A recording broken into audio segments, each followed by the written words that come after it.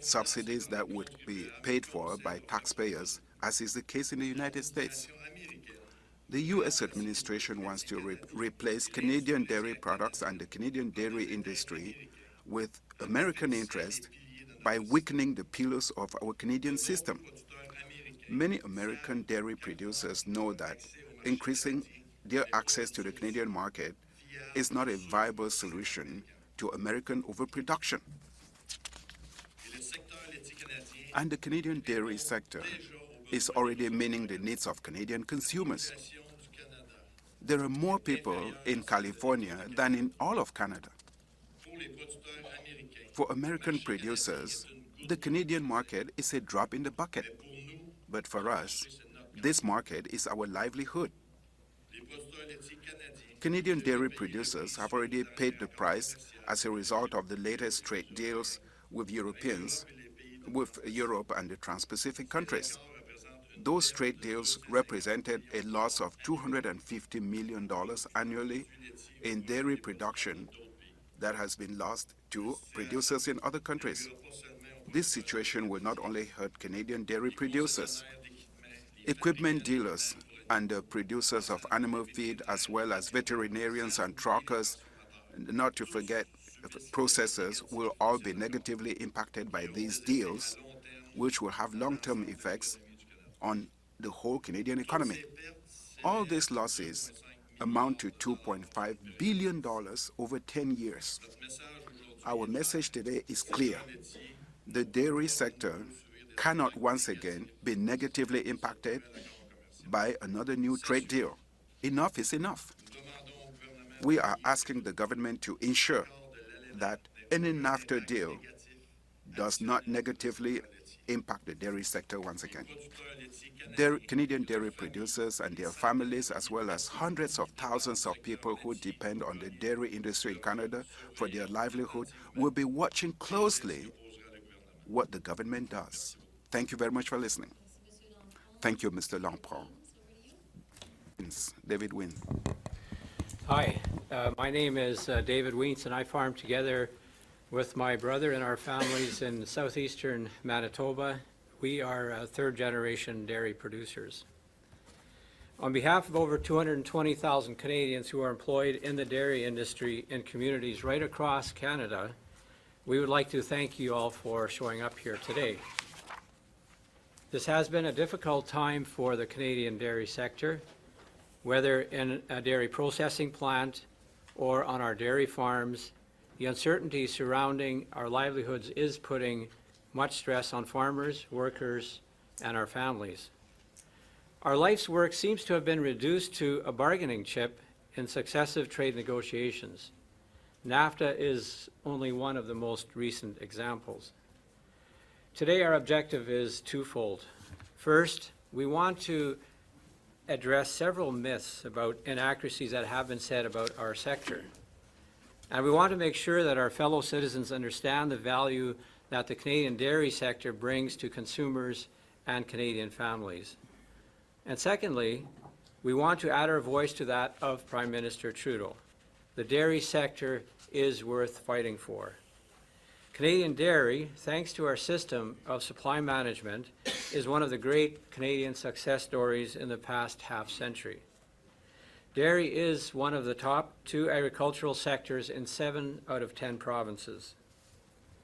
In addition to employing hundreds of thousands of Canadians, it contributes more than $19 billion to Canada's GDP annually and $3.8 billion in local, provincial, and federal taxes.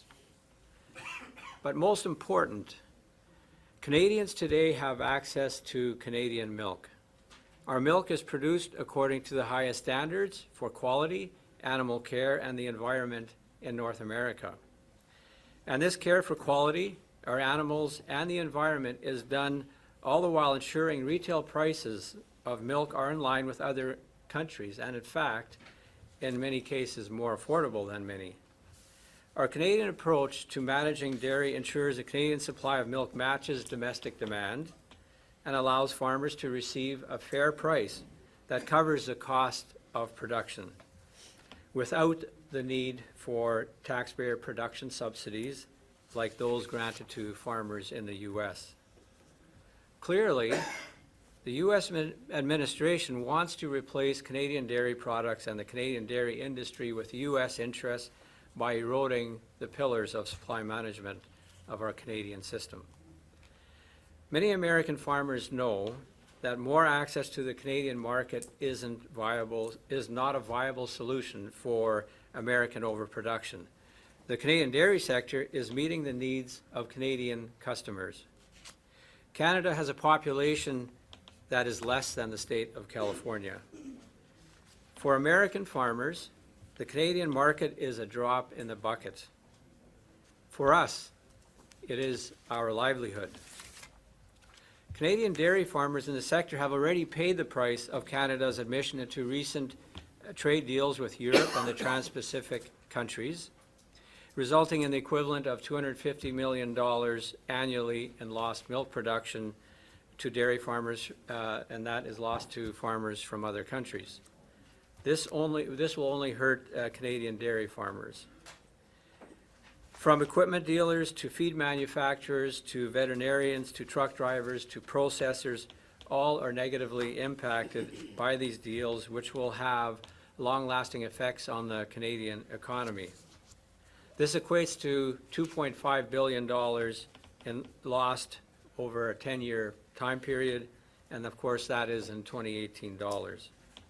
Our message today is very clear. The dairy sector cannot be negatively impacted again by a new trade agreement. Enough is enough. We call on the government to ensure that any final NAFTA deal has no further negative impact on our dairy sector. Canadian dairy farmers, all of our families and hundreds of thousands that depend upon the sector for their livelihoods will be watching the government's actions very closely today. Thank you. Thank you, Mr. Ween. So we're going to go now to our provincial representatives, and we're going to start from west to east, so BC. Thank you. Good morning, everyone. My name is Dave Taylor. I'm a dairy farmer from the Comox Valley on Vancouver Island in BC. And today I sit here with strong support from our Premier Horgan, and Agriculture Minister Lana Popham, who even just last week had strong statements of support for supply management and the Canadian dairy industry, and I thank them for that. I'm proud of our Canadian-made supply management system. And supply management to the farmer brings stability, it brings predictability, and it brings a price for our milk that can cover our cost of production if we are efficient farmers. On Saturday morning, I fired up my tractor. I was about to feed my cows, and while it's warming up, I was listening to a pundit who declared that the price of Canadian milk was too high. And then he went on to say that supply management and the powerful Canadian dairy lobby was blocking NAFTA. And I say, rubbish. Who is this powerful Canadian dairy lobby? Well, it's people like me. And who am I? I'm a farmer. I'm a father, a husband, a small business owner. And together with my family, we're trying to sustain our land.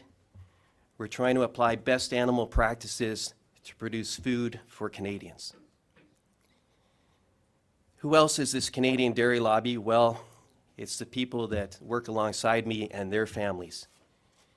It's the person who comes and picks up my milk every second day and delivers it to one of 3 processing plants in the Courtenay area.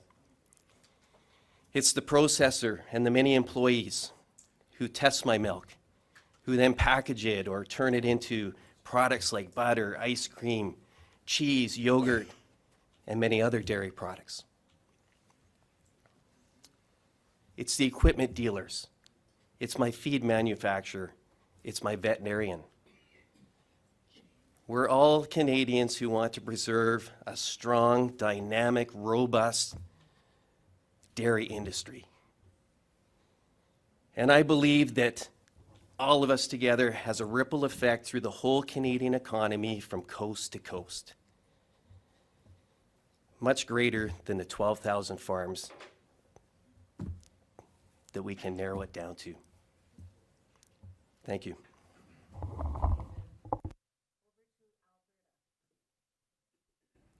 Good morning. I'm Tom Kustra, and I'm a dairy producer from the Ponoka area, where I farm with two of my boys. And the point I want to share with you this morning is the concept that the American politicians see the access to the Canadian market as being a solution to their surplus production. This simply is not realistic. And we've even heard from American dairy producers who agree with that perspective. With 37 million consumers, the Canadian market simply cannot absorb the American overproduction. The U.S. industry is 11 times bigger than the Canadian industry. Canada has fewer than 1 million cows, 300,000 less than the state of Wisconsin, 800,000 less than the state of California. So even if the Americans were to replace every drop of Canadian milk, it wouldn't be the solution to their overproduction. Any additional access to the Canadian market just is not a viable solution to America's overproduction. And we continue to encourage our Canadian government to defend the industry, the Canadian dairy industry under the NAFTA negotiations. Thank you, Tom. Over to Saskatchewan. Good day to all. My name is Melvin Foth. I'm a Saskatchewan dairy farmer. Just want to point out dairy farms are family-owned and family-run, often with multiple generations working on the same farm. Canadian dairy farmers work 365 days a year, and we put in long hours ensuring that the best health and care for our cows and the best quality of milk for Canadian families. I and the whole industry, we care deeply about the health of our animals. On my farm, particularly taking care of my cows means they take care of me. Significant investments keep being made to do a better job on our farms with our cows. Canadian retail prices for milk are in line with those in other jurisdictions. Could be roughly around $1.50 a litre. Compare that to $1.57 in Australia, $1.77 in France, $1.83 in New Zealand, and $2.58 in China. It is true that American consumers can buy a liter of milk for maybe $1.12, but that milk may have been produced with the use of artificial growth hormone, RBST, a hormone not allowed in Canada. American consumers looking for RBST-free milk, they pay an average of $1.64 per liter.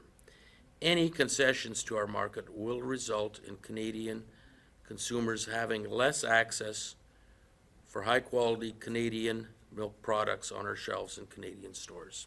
Thank you. Thank you. David. Hi again. The ongoing NAFTA negotiations are a concern to us. Every time Canada signs a deal and where there's access given, it's a little bit of us is given away, and it's now there's been 2 deals where that has happened, and it's like dying a death by 1,000 drops of milk. Canada gave up 3% to the Pacific countries in CPTPP, gave up 1.5% access to the Europeans, and just those 2 trade deals alone would wipe out the province of Manitoba in terms of all the milk that we produce. And that is on top of the 5% that was access that was given 20 years ago when the WTO first was created. So in my province, for example, in the past 2 to 3 years, there's been about a $300 million investment in terms of what processors and producers have done on farm.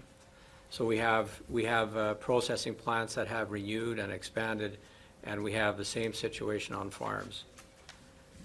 But if more access is given, this kind of investment and growth grinds to a halt. So these concessions do all add up. And today, Canadians have access to more imported products than do Americans. The dairy sector in Canada, again, it employs more than 220,000 Canadians. So it's not just on farm, but all the related activity that relates to, ultimately, to dairy. Any further concessions on supply management or access to our market will have an effect on these hardworking Canadians, their families, and of course, in rural and urban communities where they live, while having no impact on the American market whatsoever. Thank you, David. Over to Ontario. Good morning. My name is Ralph Dietrich, and my family and I are dairy farmers in Mildmay, which is a small town in midwestern Ontario. David, go closer Thank you. When I watch the news, I see American dairy farmers time and again telling the press that the problems facing the U.S. dairy farmers are due to their own overproduction, not Canada's system. The 3 states of Wisconsin, New York, and Michigan alone, just those 3 states, on a daily basis, produce more excess milk, surplus milk, than the entire province of Ontario produces in one day. They, the dairy farmers, do not blame our system, they envy it. Year over year, the trade balance between Canada and the United States for dairy products is in favor of the U.S. Canada imports 5 times more than the United States than we export to them. The reality is that as farmers, we understand the difficulty of making a living from producing milk. American farmers from California, Pennsylvania, Wisconsin, Michigan, New York, and others have clearly stated that the problem in the U.S. is the overproduction of milk, which weakens the price that farmers receive. To stay in business under their current system, American dairy farmers need government support from U.S. taxpayers. To stay in business, they need to continue to increase production, knowing full well that that will only feed the cycle of low prices. No one wins in such a scenario. Merci, Monsieur Dietrich. Thank you, Mr. Dietrich. It's now Bruno Letendre's turn for Quebec. Hi, everyone. I'm Bruno Letendre. I'm the president of Quebec Milk Producers. And with my son, Marc-André, we have a farm in the Eastern Townships. We all know that the world is producing too much milk, especially in the U.S., where they've thrown away, just in 2017, 380 million liters of milk. And here, thanks to supply management, we're producing according to the standards of the Canadian market without any subsidies. Americans have access to the Farm Bill, and over 10 years, that is $1 trillion that they have access to. Canada is doing well defending its market, because if we sacrifice it, there will be less milk, less processing of milk, and less locally sourced products. As our president stated in the beginning, we have the highest standards in product quality, in traceability, and without any growth hormones, as in the other provinces in Quebec. We have support from all the political parties. They even took a break during the recent political campaign to support us. We also enjoy the support of all the agri-partners. I thank the Canadian government for defending the supply management and for also defending Canadian values. Thank you for listening. Merci. New Brunswick. Thank you.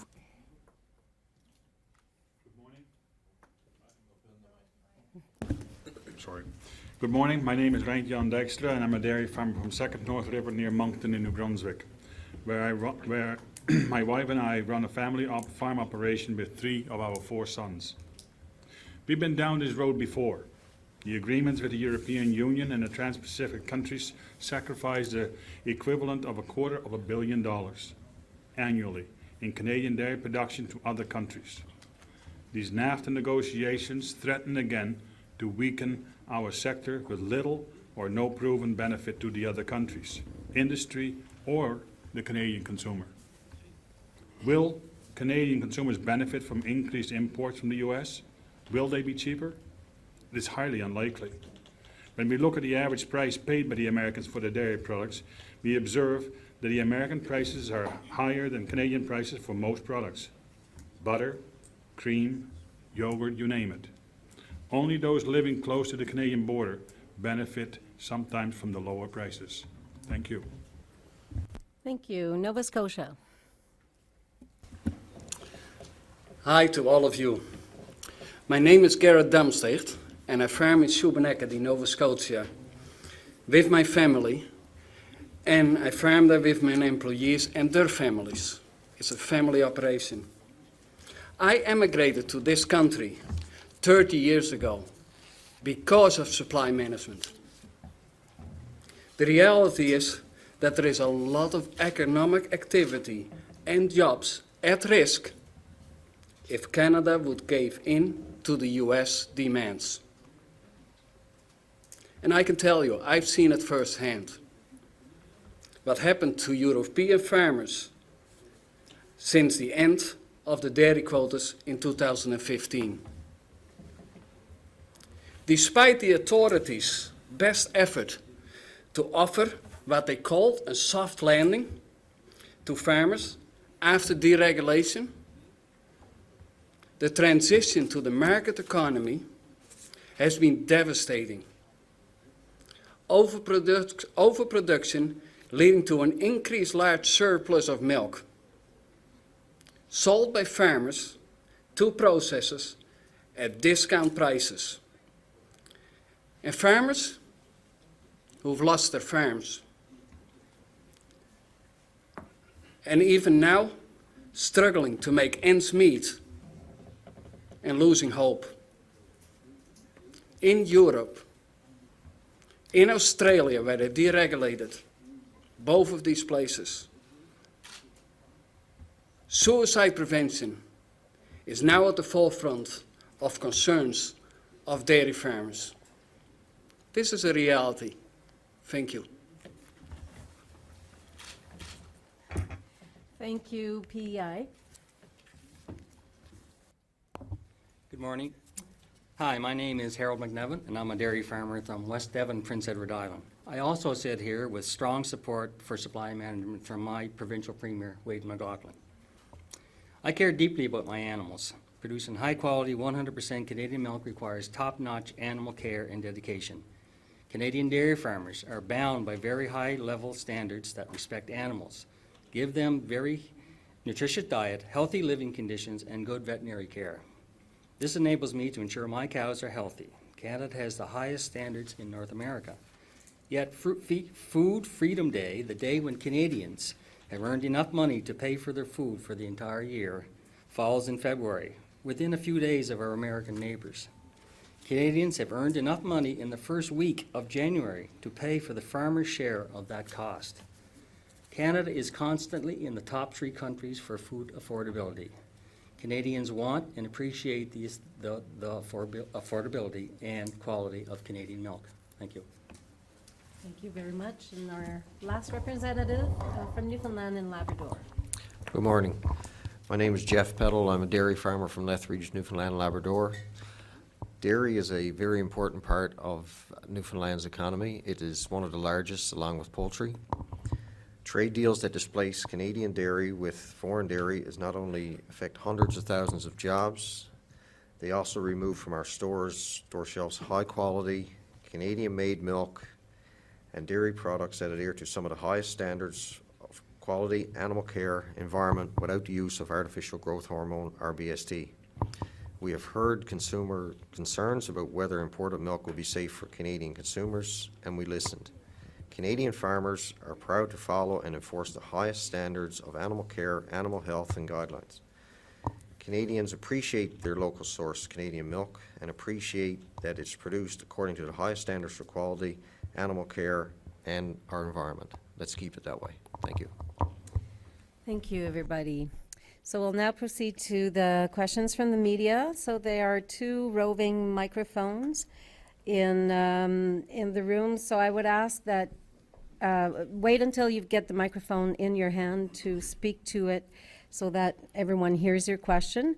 Please state where you're from, your name, and if you have a specific person that you want to answer your question. Donc nous allons procéder à la période de questions. So we have the question period upon us now. We have 2 roving mics. Wait for the mic to arrive to you. so that you can ask your question and tell us where you come from and tell us your name and if there is one person you're directing your question to. Here. Where are you? Hi, David Jungan from Reuters. A couple of questions, I imagine, to Mr. Veens. We're told privately by government officials that some concessions will be necessary on behalf of the dairy industry, but what are they telling you? Are they giving you any kind of specific indication as to where they want to see movement? Yeah, so I don't want to be speculating because I know we've heard a lot of things, but, we don't want to speculate. But one thing that is very clear to us is the Prime Minister's support for supply management and dairy in particular, and he's made it very clear that he recognizes the value of our industry. And also, we have articulated to him very clearly that support for supply management, support for dairy, means that there is no access given. So that's, and we know that the Canadian government is defending us in the context of these negotiations. And do you have an action plan in mind in case the government does something you don't like? Again, we're getting into the area of speculation. We hold our Prime Minister to his promise and his statement that he will defend supply management and dairy in the context of the NAFTA negotiations. Thank you. Mike, over here. Oui, bonjour, Philippe Vincent Foisy de Radio-Canada. Philippe Vincent Foisy for Radio-Canada. My question is for Mr. Lampron and Mr. Letendre. Mr. Trudeau is not saying that he will wholly defend supply management as requested by producers and provincial governments. So are you not basically dreaming when you're saying that he'll be defending supply management wholly? Well, you know that there are negotiations going on, and Mr. Trudeau has reaffirmed the fact that he wants a strong and a thriving dairy industry for now and for future generations. So we trust that during the negotiations, we will preserve that. Bruno.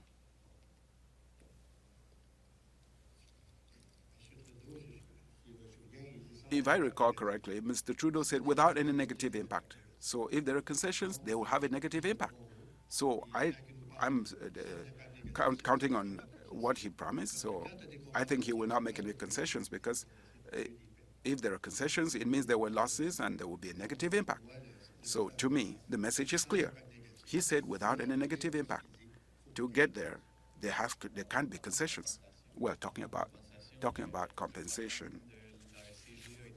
The CETA program was highly criticized by producers who couldn't apply it, and their projects, whose projects were not accepted. We're still waiting to see if there will be some compensation for the Trans-Pacific Partnership. To what extent are you afraid of being abandoned by the government? Well, there again, the program was for farm investments, and the next program hasn't been announced yet. We did send in our applications, and I think they're open to addressing a program that will meet our needs, given the concessions that were made in the Trans-Pacific Partnership. But as Gord just said, we want to meet market needs and have market revenues. Okay, thank you, Kelsey. Kelsey Johnson from iPolitics. I want to ask about Class 7. The Americans have made it very clear that they want Class 7 gone. My understanding is that milk classes are enforced at the provincial level, so could somebody explain to me how the federal government can even offer Class 7 if they're all enforced by the provincial milk boards? I can answer in French, and maybe another one in English. And maybe Ralph, if you want to jump into, since Ontario started this whole thing. Well, as you said, Class 7 is a class that was implemented by provinces, and it's a class that is intended to modernize our supply management system. This class has a lot of impact on our domestic market. Each country has specific products to defend, and for us in Canada, we have our supply management. Class 7 is part of that agreement, and that's it. Ralph. Yes, Class 7 is part of our supply management, and as we've heard and appreciate the government's response with respect to that, and that they understand and appreciate the value of supply management to Canada in general, and that during the trade talks they're going to support. So our intention and understanding is that it's, and we appreciate the fact that they'll be supporting us. I'd like to say further too that it was a few years ago that the Canadian government challenged us, to further develop the industry, and really Class 7 is an innovative response by the Canadian dairy industry. It's an agreement that has been reached between producers and processors. As we know that, with the production of milk, the milk has components. There's a butter fat, there's a protein, particularly. And in order to meet the requirements of the Canadian marketplace for butter fat, then there's that surplus protein. So exactly, this program is something that is innovative to the industry, and it's integral to the industry. It works, and that is that is something that we see within supply management. We see how things have continually evolved over the last 50 years to respond to the market development of the day.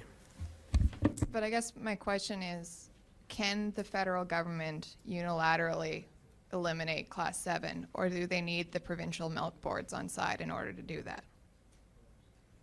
Because my understanding is that it's enforced at the provincial level by the boards. Correct. But again, we're getting into the speculation. So we hear some things being reported this way or that, other aspects of the trade as well, and we're not prepared to speculate. Again, I mean, this comes back to the Class 7 is an innovative development within the dairy, within supply management.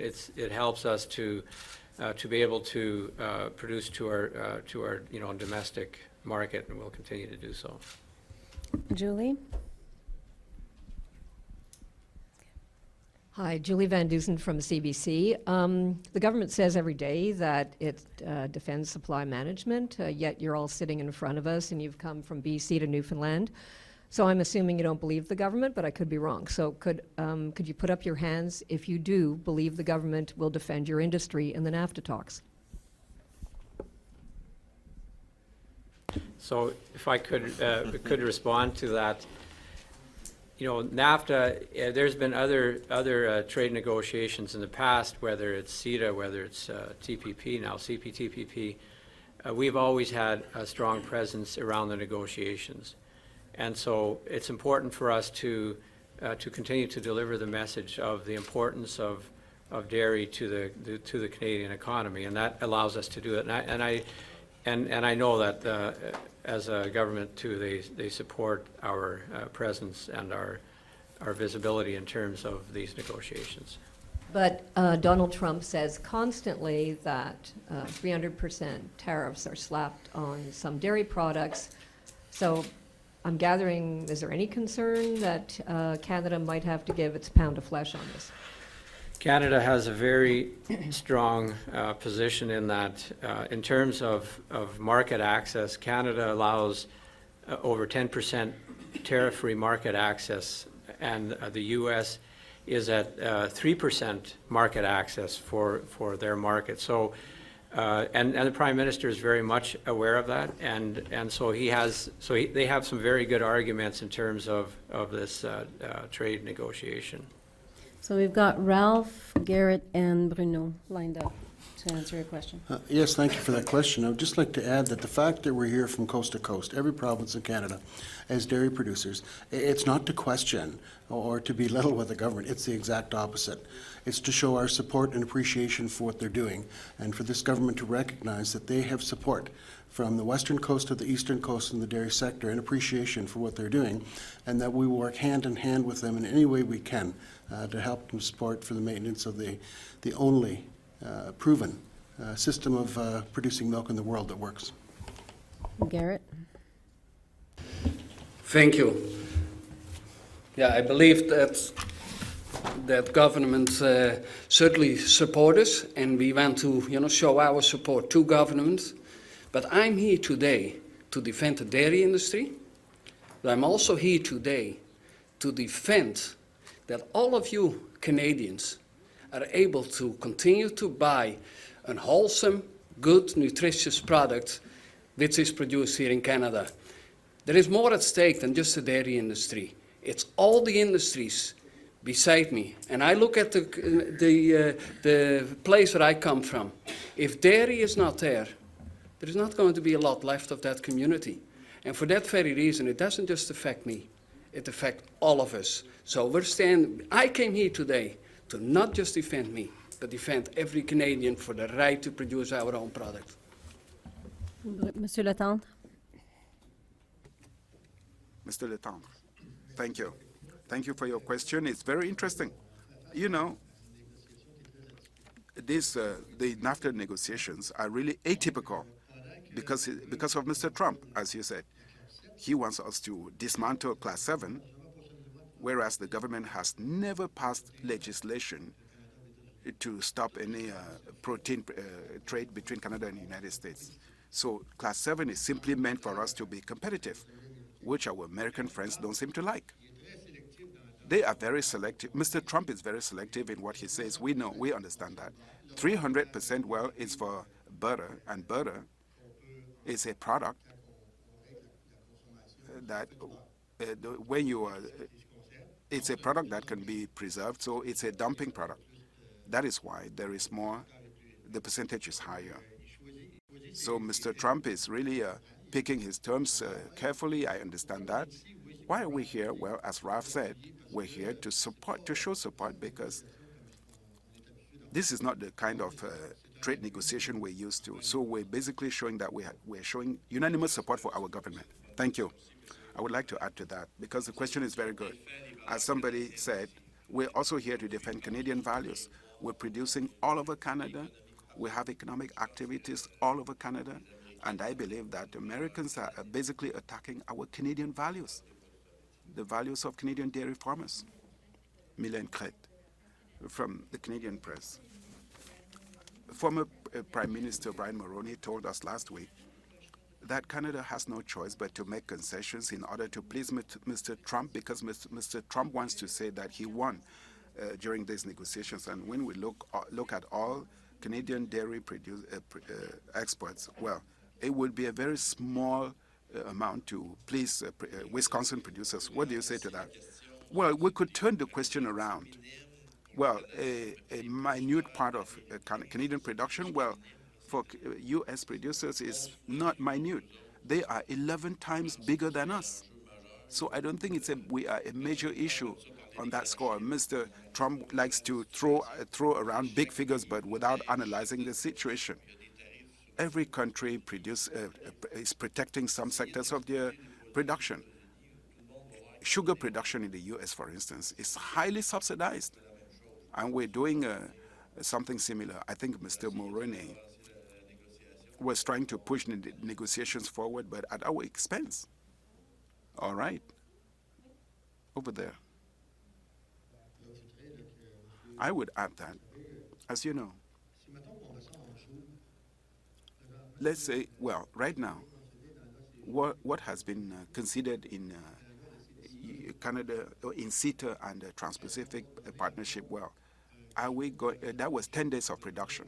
Are we going to concede 10 more days of production, and that will add up to a month of production?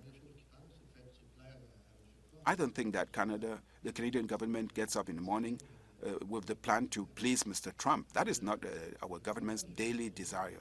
Mr. Mulroney's comment, well, I would take it with a grain of salt and consider it just his opinion. To sign an agreement that wouldn't be good for Canada, to please Mr. Trump, I have trouble with that perception. Ralph.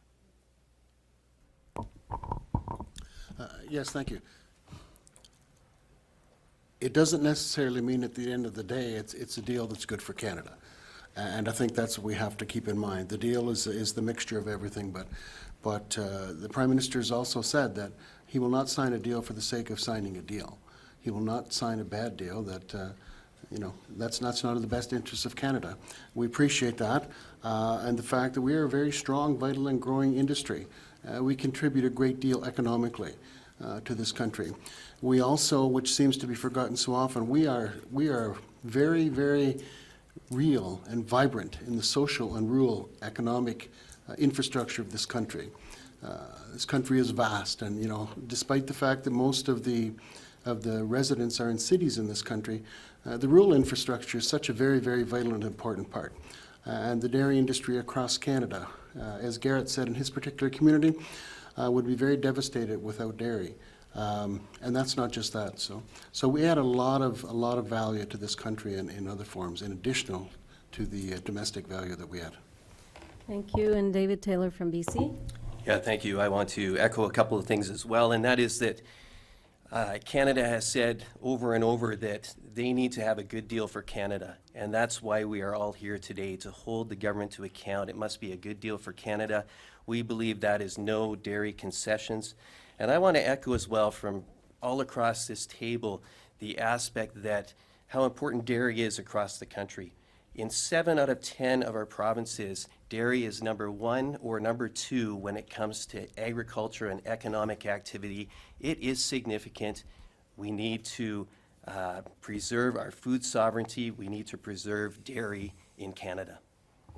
Thank you. Yep, go ahead. Janet Silver with Global News. A couple of weeks ago, we went down to New York and we talked to a number of dairy farmers that echo what you're saying in terms of the hardships they're facing, and a number of them are closing down, most likely next month, because of oversupply there. But one of the things that they all said, they support, to some extent, supply management here in Canada because they understand it gives, for them, they see it as a way of getting a base price. At the same time, they're saying some of the blocks that came to them in the last couple of years to Canada has impacted them, and they would like to see some sort of access to help them. I know that you all have said that that wouldn't help. They argue it might help a bit. I'm wondering, is there any room, any wiggle room whatsoever in terms of NAFTA on the dairy side? And if the government, though they say they support, but has to give concessions, and dairy is one of those concessions, what impact would that be on your industry? Well, thank you for the question. I've had the good fortune of traveling to several states and to speak to dairy farmers. And really what we did was we just tried to explain, what our system is and how it affects us as producers, and it affects our governments and affects our consumers. And when they understand that it works, then they say, the question I get asked is, well, will it work for us? Why can't we do it? Number one, I think, yes. I think it would have huge impacts on them. What they're looking at right now is they're looking at Band-Aids for a big problem. A little bit of this, a little bit of that is a Band-Aid approach that will not work. They need to look deeper. They need to look at what is the real cause of their issue. Their real cause is overproduction. It's too much. Whatever you want. You take any industry, any business, and it's a simple supply and demand issue, and that's all it boils down to. Whenever you have too much of something, you're going to be forced to sell it at reduced prices, and vice versa. If there's not enough, you're in a position to charge for extra prices. Supply management is a system that levels out that playing field, that keeps the prices fair and relatively constant. And it's one that allows us as producers, to continue to invest in our industry. If you want to look at the last few years, the investment in Ontario alone, nearly in the processing sector is nearly $100 billion. And that's for several reasons. That's number one, because they have confidence in the system. The fact that they make this investment in their plants and they can depend on a good supply of wholesome, nutritious product for the life of that plant to pay it back. Producers have invested enormously as well. We've got up to 2-year wait periods for contractors in the building process. That's all because we have a system that allows us as agricultural producers to be able to look forward and to predict with relative security our cash flow. Not only does that allow us to make the investment, it allows our financial institutions, the confidence to lend to us. So we need to look at, why do we want to take apart and destroy a system that's proven to be working?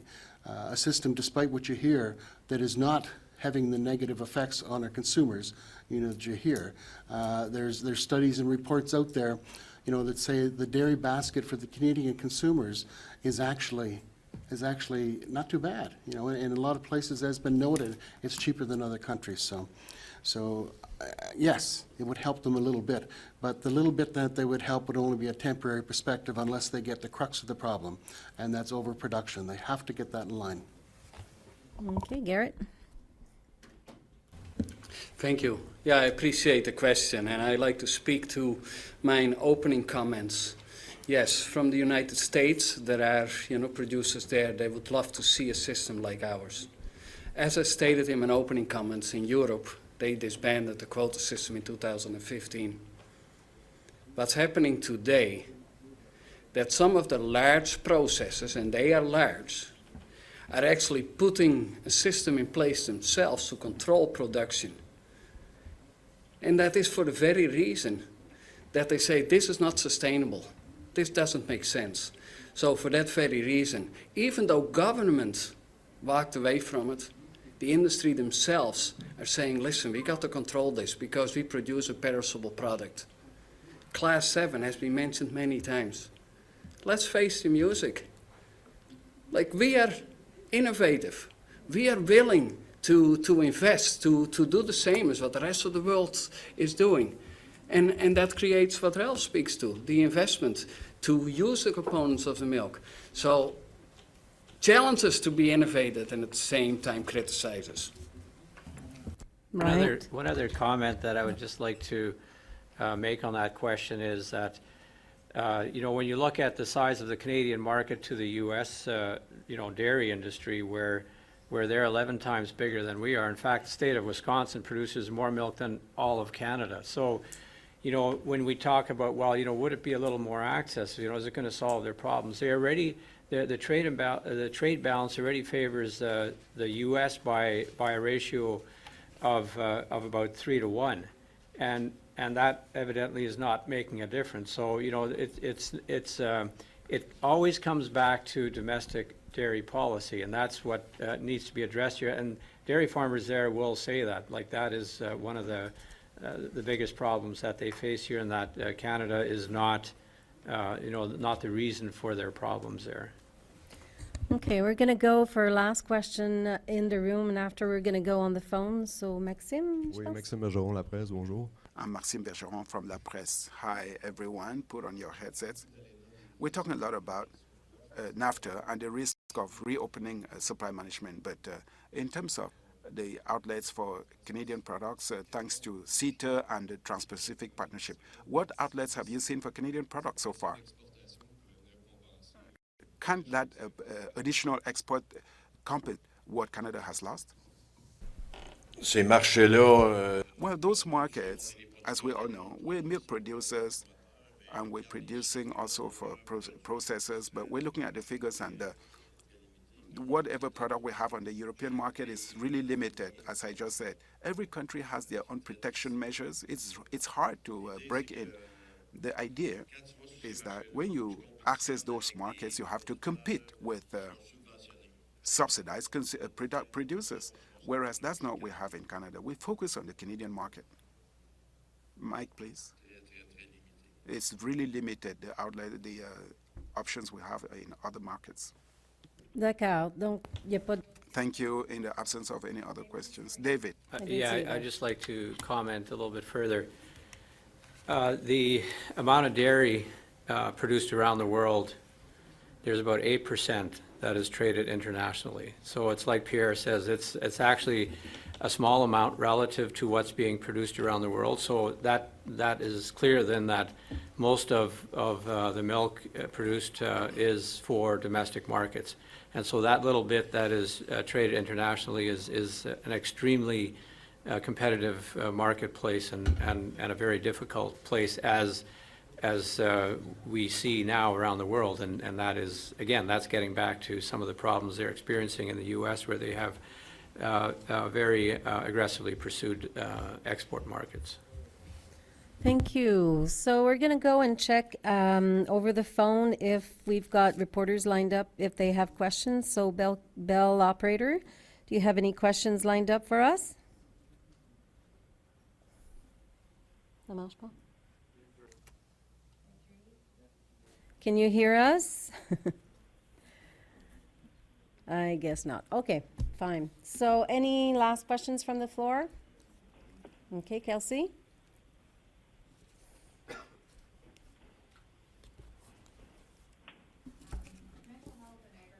has been a major discussion point this summer. There's been a number of suicides in the Canadian industry as well as around the world.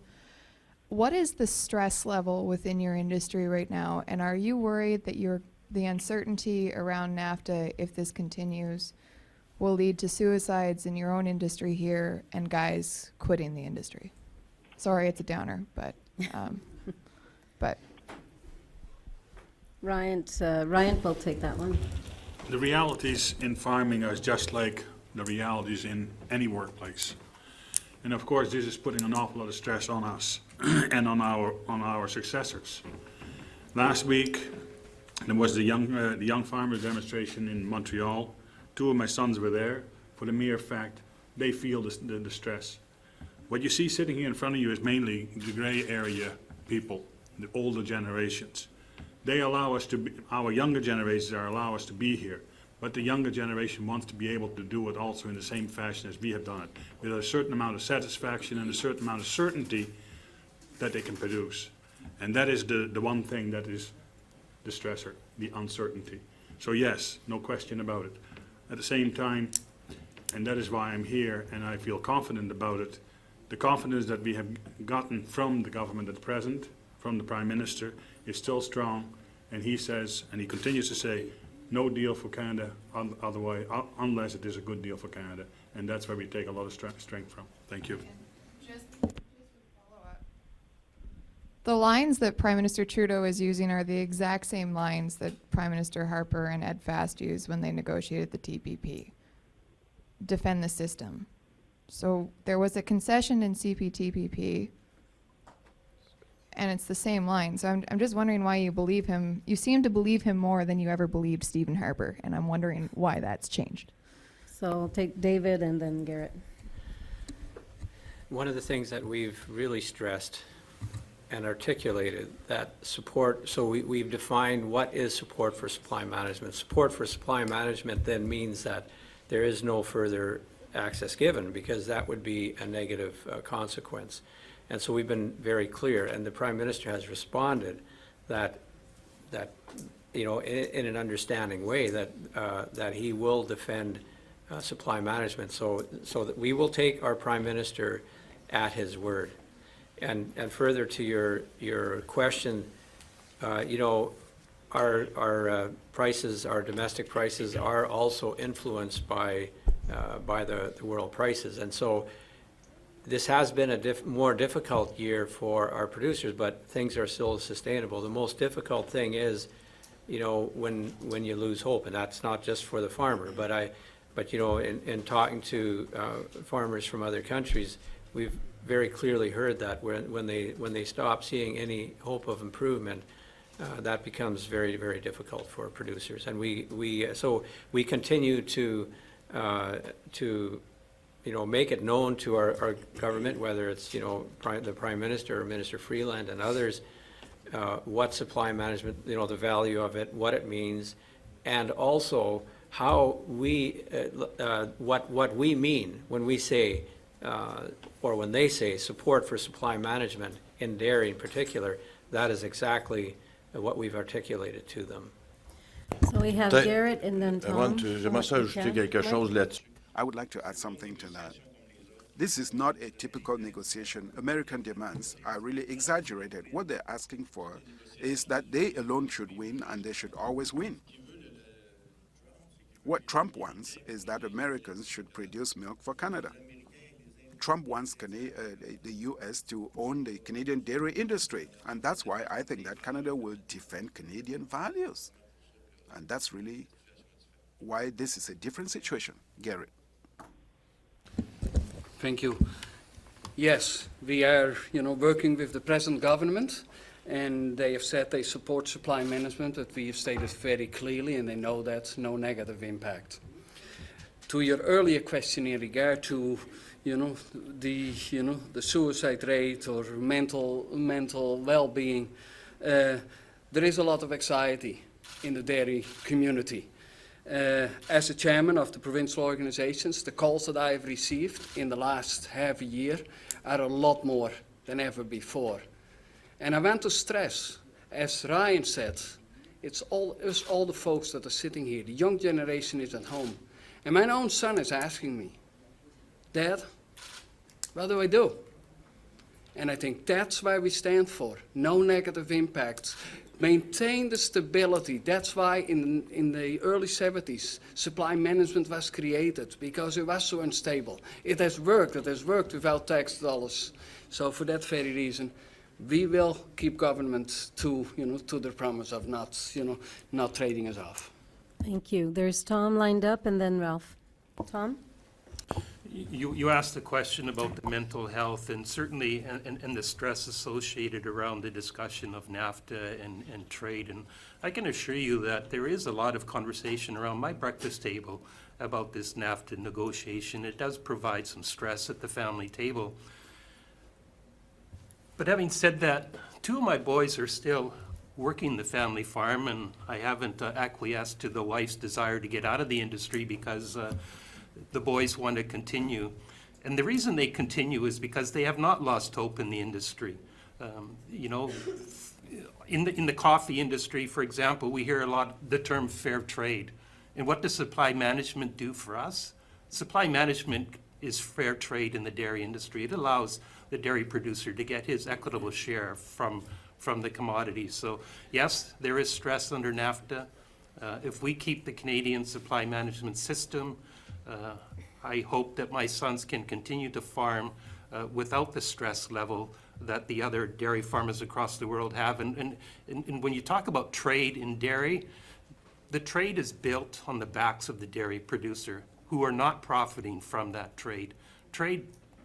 The prosperity in trade in dairy is built on the backs of producers, and I'm not, there are other parties that are profiting, but I can assure you, the farmer in Australia, New Zealand, America, and Europe are not profiting from the opportunity to export trade dairy. Thank you, Tom. And last word to Ralph. Thank you. The question with respect to, why should we believe this government over previous with identical comments? A valid question. I think something, though, that is, a little different nowadays is that, supply management is not just good for us sitting here at the table and our children at home on the farms and the rest of our farmer families and friends. Supply management is also good for consumers. I think the consumers are becoming, first of all, they're more knowledgeable about their food. They appreciate and respect homegrown food. They want to know the conditions in which their food was grown under. As Canadians, Canadian dairy farmers, we stand second to none with respect to the quality of our food and the homeliness of it. So I'm comfortable and confident that the government is recognizing that, and hopefully our consumers are getting on side as well and saying, you know what, the supply management gig isn't just for a few farmers. It actually has some relatively and some benefit for all of us. So. Thank you. Merci beaucoup. Alors, Thank you very much. That brings us to the end of the press conference. If you have further questions, please come to me, and we'll be organizing interviews. This ends our press conference. Thank you again.